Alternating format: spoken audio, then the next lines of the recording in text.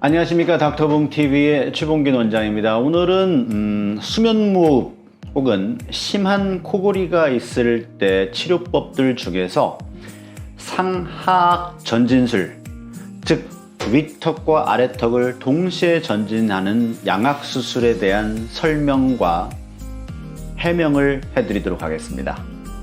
자, 사진을 보시면 지금 제가 얼마 전이 아니라 한참 전에 블로그에 올려드린 글이에요. 그래서 환자분 수면 무호흡이 굉장히 심하셨습니다. 어느 정도냐면 상담을 하러 오셨는데 앉아서 말씀하시는 사이에도 이 정도로 기도가 좁아졌던 환자분인데 양악 수술을 안 할 수가 없었어요. 그래서 상악과 하악, 윗턱과 아래턱을 동시에 전진하는 수술을 받은 환자분의 전후 사진을 올려드렸었습니다. 그런데 어떤 분께서 댓글을 주셨어요. 먼저 그 댓글을 보기에 앞서서 지금 보시면 화살표가 가리키는 까만색 기도가 굉장히 횡하니 넓어졌죠. 이렇게 넓어졌는데 이 사진을 보고 댓글을 주십니다. 댓글 보시죠. 댓글을 보시면 양악 전진술로 기도가 넓어졌다는 사진은 전후 고개 각도가 차이가 너무 나네요. 수술 안 하고도 저 자세 차이만으로도 기도가 엄청 넓어집니다 라고 말씀하셨습니다. 맞아요.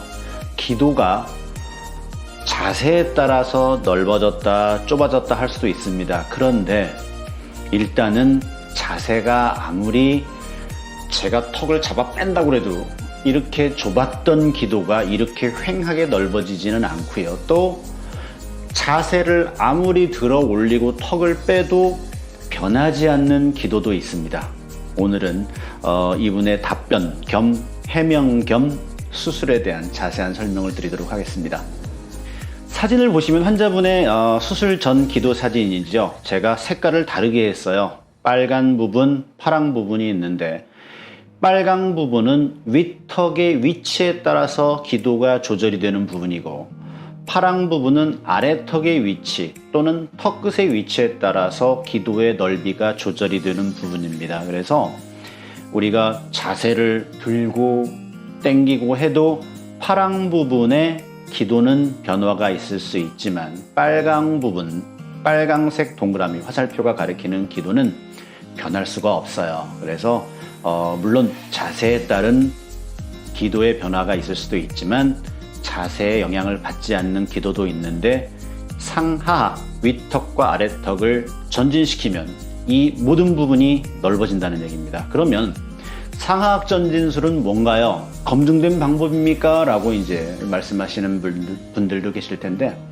상악과 하악을 전진하는 수술, 우리가 흔히 의학에서 MMA라고 합니다. Maxillomandibular Advancement라고 그래요. 상하악 전진술인데 이 상하악 전진술은 MMA는 수면무호흡 또는 코골이의 궁극적인 치료 방법입니다. 왜 궁극적인 치료 방법이냐면 세계 유수의 수면센터에서 골격이 뒤로 밀려서 좁아진 기도를 넓혀줄 때 사용할 뿐만 아니라 기존의 방법들, 예를 들어서 우리가 목젖을 올리는 수술, 혀뿌리를 줄이는 수술, 편도 아데노이를 줄여주는 수술 등 수면 무호흡을 해결하는 수술법들이 굉장히 많은데 그런 수술들로 다 실패했을 때, 효과가 별로 없을 때 양악 수술, 즉 MMA라는 상하악 전진술을 고려하라고 나오거든요. 그래서 제가 상하악 전진술 MMA는 수면 무호흡증의 궁극적인 치료법이다 라고 말씀을 드립니다. 그래서 기도가 자세에 따라서 넓어지고 좁아지고에 상관없이 윗턱과 아래턱을 앞으로 전진시키면 기도는 횡하니 넓어질 수 있습니다. 물론 환자분께서 그 댓글을 달아주신 분께서 말씀하시는 것도 일리가 있어요.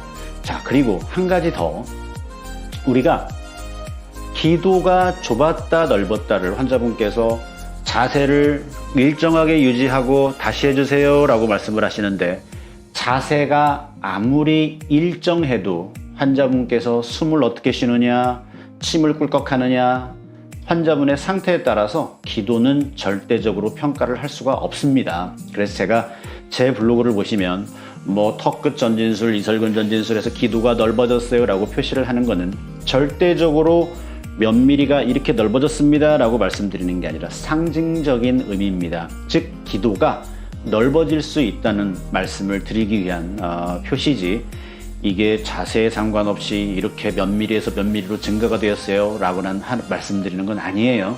상징적인 의미라는 거는 알아두시기 바랍니다.